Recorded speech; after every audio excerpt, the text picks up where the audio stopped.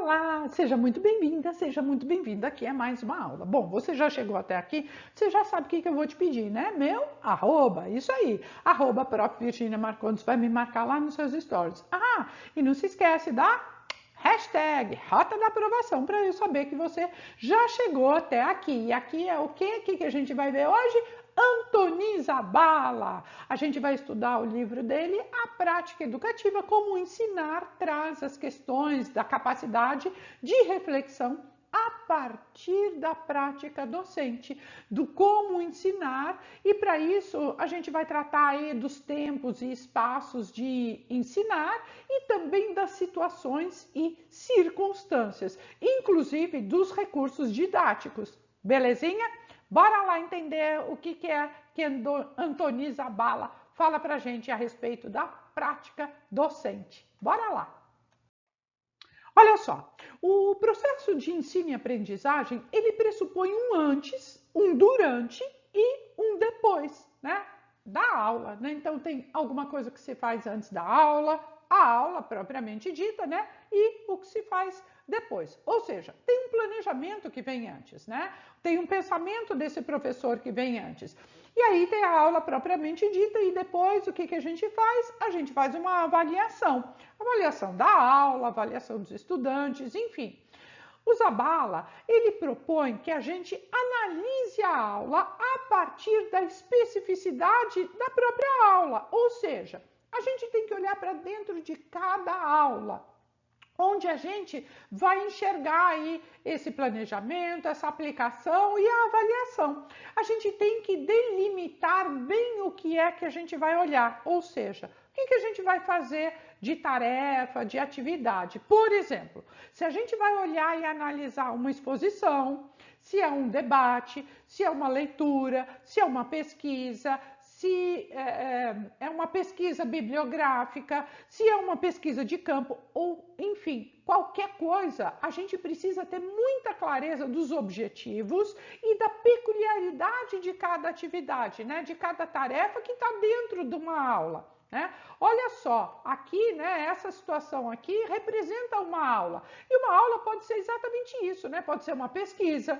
pode ser um trabalho em grupo, pode ser um trabalho individual. Então, uma aula, ela pressupõe várias maneiras de ensinar e não cabe um jeito certo ou equivocado, porque tem várias situações, tem várias circunstâncias. E a gente não pode também trabalhar de qualquer jeito, né? De qualquer modo. A gente tem que saber como é que a gente vai agir, como é que a gente vai trabalhar. Então, a gente tem que partir do seguinte. Zabala fala assim, olha, ensinar e aprender tem que ter um objetivo, né? E isso tem essa finalidade. E qual é a grande finalidade da educação no nosso país, por exemplo? É formar o cidadão, né? Então, não cabe só ensinar português, matemática, ciências, história, geografia para formar o cidadão. Eu preciso de mais. Então, não bastam só as disciplinas tradicionais. E é aí que o Zabala fala que a prática do professor é extremamente importante, porque a prática do professor tem uma intenção, tem um querer, ela tem que ser explícita. E para isso o professor pode lançar mão de atividade, de tarefa, que represente aí a unidade daquilo que ele vai propor de ensino e aprendizagem, né? E qualquer área isso, né? Por exemplo, essa interação entre professor e aluno, entre aluno e aluno, aluno e os objetos do conhecimento, né? O meio, enfim, essa interação, ela vai representar uma certa organização, uma linha de pensamento. Determinados conteúdos de aprendizagem, por exemplo, certos recursos didáticos, isso tudo o professor tem que pensar. Também na distribuição do tempo, na distribuição do espaço, que recursos que ele vai usar, né? Então, quais os critérios de avaliação que esse professor vai considerar para aquela unidade, para aquele estudo. Enfim, a gente precisa também observar as variações metodológicas, né? que podem acontecer numa intervenção de sala de aula, que, por exemplo, olha aqui, né, a sequência de atividades, né? Ou seja, o que é a sequência de atividade? É a maneira como a gente vai desencadear e articular as atividades ao longo ali da unidade didática, né, ao longo daquele plano de ensino que o professor pensou. Papel dos professores e dos alunos, né? Tem que ter muita clareza. Até se tem um clima favorável à aprendizagem, né? Ou para se criar aí um clima favorável de acordo com as necessidades de aprendizagem. Organização social da sala, né? Organização social da aula, que é isso aqui, né? Isso aqui, a gente está vendo aqui, olha, pelo menos 3 formações sociais diferentes, né? Trabalhos individuais, trabalho de pesquisa em grupo e um trabalho de grupo, né? Então, essa organização social da sala, ela também tem que ser pensada. Se vai fazer grandes grupos, se os grupos serão fixos, se eles são móveis, né? Serão flexíveis. Tudo isso vai contribuir para o trabalho coletivo, para um trabalho em par ou um trabalho individual. Tá? Outra coisa que o professor precisa pensar é na utilização dos espaços e tempos, porque afinal de contas isso vai concretizar diferentes formas de ensinar, né? De acordo com o espaço e o tempo que eu tenho, eu vou trabalhar de uma maneira ou de outra. Organização dos conteúdos, né?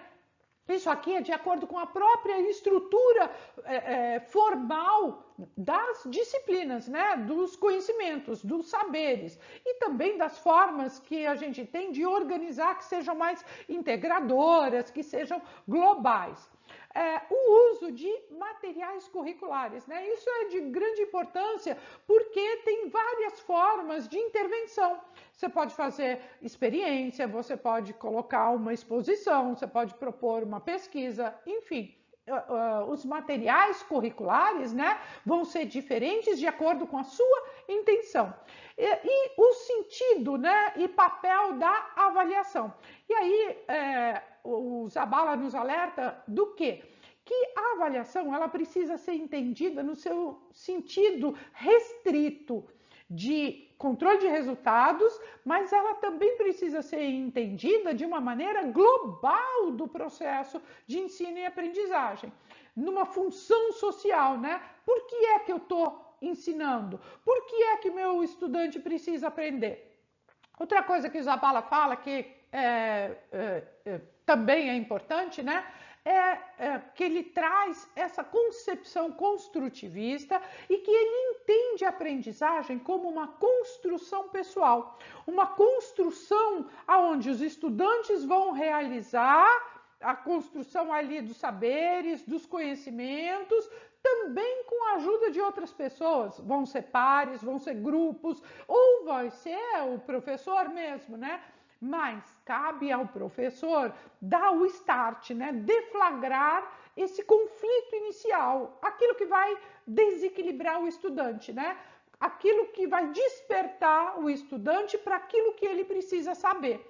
Então o professor tem que ter clareza do que ele quer dos estudantes, ele tem que ter objetividade, né? E aí ele cita, o Zabala, nesse livro, A Prática do Ensino, ele cita também um outro autor, Zabala espanhol, e ele cita um outro autor espanhol, que é o César Coll, que o César Coll, ele propõe uma classificação dos conteúdos em conteúdos conceituais, que vão tratar aí dos fatos, né, e conceitos. Ele trata também dos conteúdos procedimentais, que dizem respeito às questões teóricas, né, de técnicas, né, e métodos, né, de procedimento, né, de fazer, né, como fazer.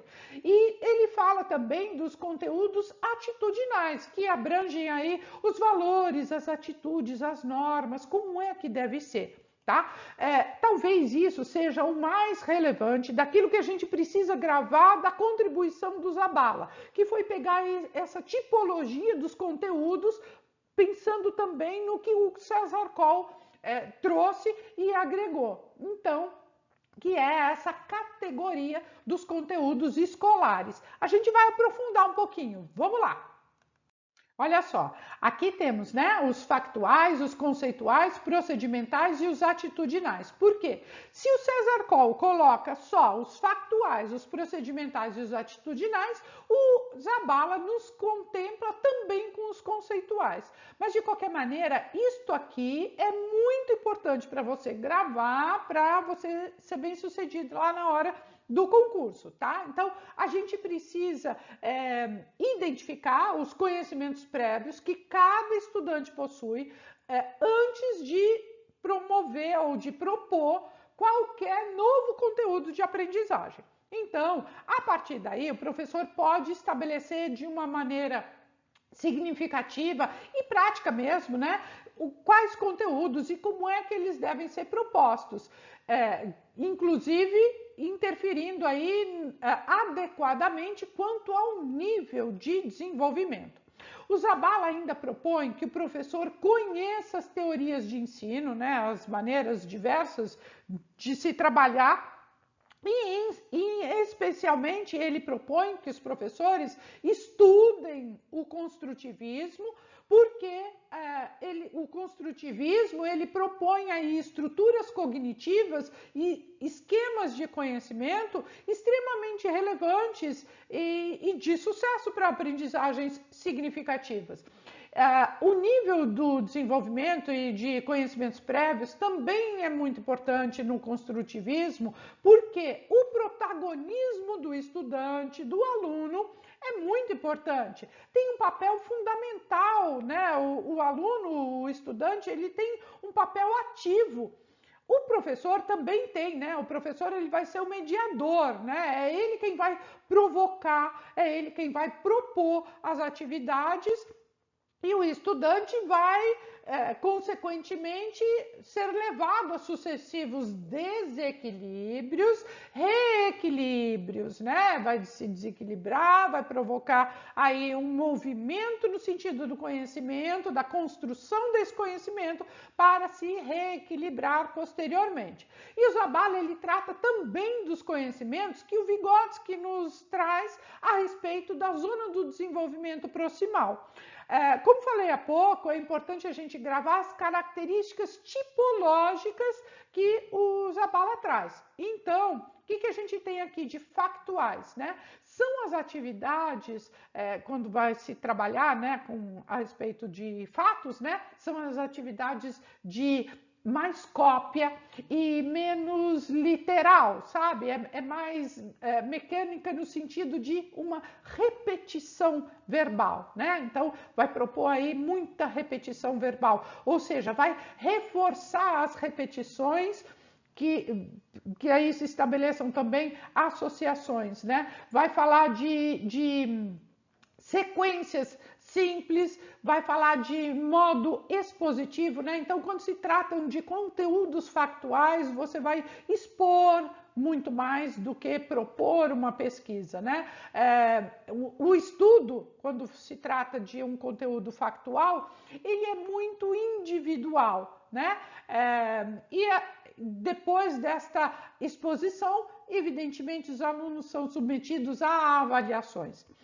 Exemplos, né, de conteúdos factuais: datas, acontecimentos, dados, descrições. O alfabeto, por exemplo, né, é um conteúdo factual. E aí temos os conteúdos conceituais. Esses conteúdos conceituais, eles se referem a temas abstratos, né? Eles requerem uma compreensão do significado. O estudante precisa entender aquele conceito. Ele passa aí por um processo de elaboração pessoal. Então, o estudante vai elaborar este conceito, né? São atividades que os estudantes vão reconhecer aqueles conhecimentos prévios para reelaborar o conhecimento a partir de uma atividade mental. Exemplos aí, né, de conteúdos conceituais: uma corrente filosófica, né, uma ideia literária, uma ideia artística, princípios matemáticos, né? O sistema alfabético, veja que é diferente do alfabeto. O alfabeto é factual, né? O sistema sistema alfabético, o sistema que eu vou juntando as letras do alfabeto, já é um sistema, é um conceito, né? É um conteúdo conceitual, que a gente pode tratar, né, dos conteúdos conceituais a respeito dos seguintes verbos: identificar, reconhecer, classificar, descrever, comparar. Então, são todos verbos ligados aos conteúdos conceituais, né? Conhecer, explicar, relacionar, situar no tempo e espaço, lembrar, distinguir, resumir. Dá uma olhada depois lá no PDF que estão todos os verbos discriminados, tá? Zabala fala também dos conteúdos procedimentais. Quais são esses conteúdos procedimentais, né? Modelos que visualizem esse processo, né? Passo a passo. Ou seja, tem uma sequência didática que vai aprofundando e ela é gradual, tem um passo a ser seguido depois do outro. Então, são situações, a partir sempre, né, de situações significativas e que sejam funcionais. Tem que pôr a mão na massa, tá? E ela vai ser utilizável, né? Então, é o procedimento mesmo, é o fazer.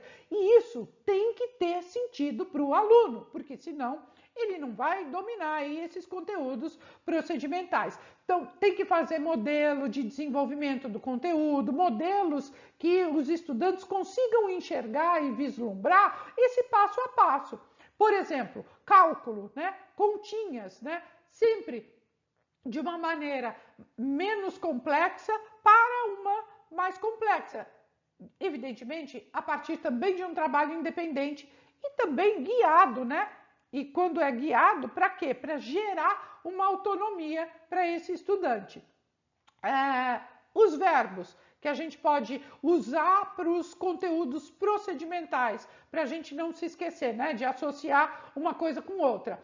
Manejar, confeccionar, utilizar, construir, aplicar, coletar, experimentar, testar, elaborar, simular, executar, enfim. Os procedimentais, eles se referem ao fazer. E a gente tem, por fim, os conteúdos atitudinais, que é algo mais complexo, né?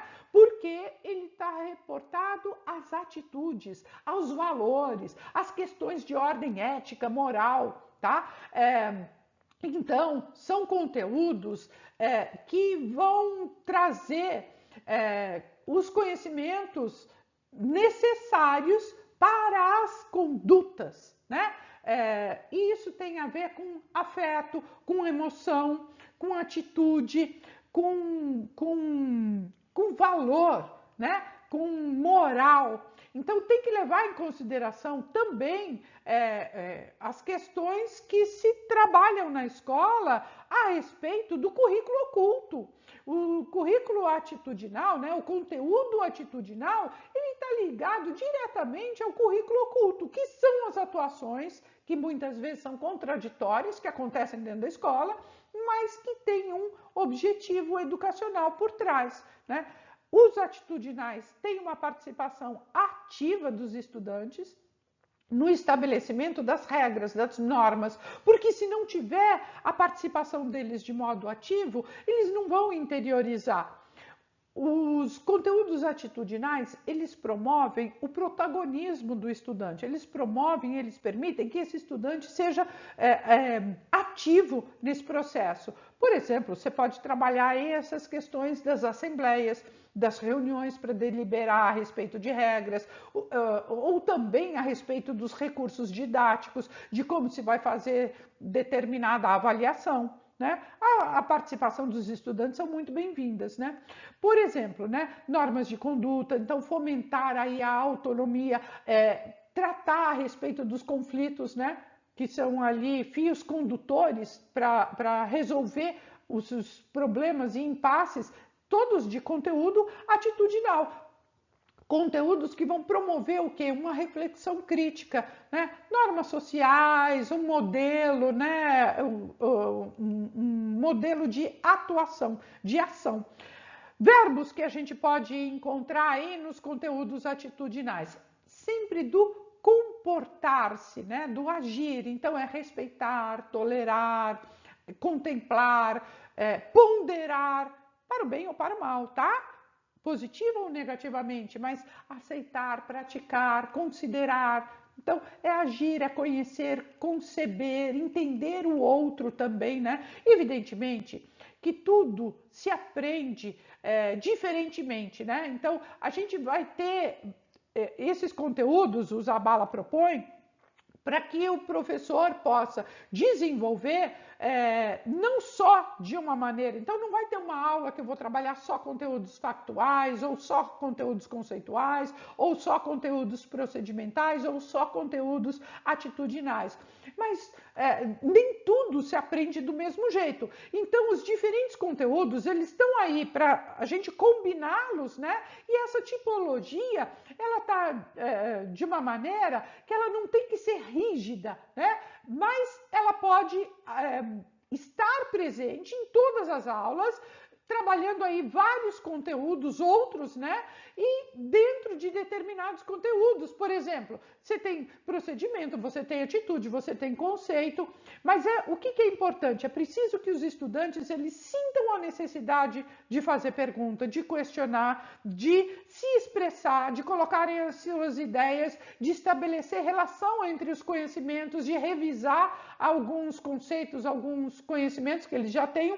Para quê? Para resolver outros problemas, né? Para se colocarem numa situação que eles possam dominar outras circunstâncias. Então, para promover todas essas ações, é necessário propor atividades diversificadas, atividades que possibilitem, de fato, esse intenso e gradual e progressivo processo de desenvolvimento mental e cognitivo. Muito obrigada por me acompanhar aqui a mais uma aula. Hoje a gente viu aí esses conteúdos, né, factuais, conceituais, procedimentais e atitudinais do Antoni Zabala. A gente tem bastante coisa para estudar também, então, ó, bora lá. Obrigado por me acompanhar aqui mais essa aula. Um beijão, até a próxima.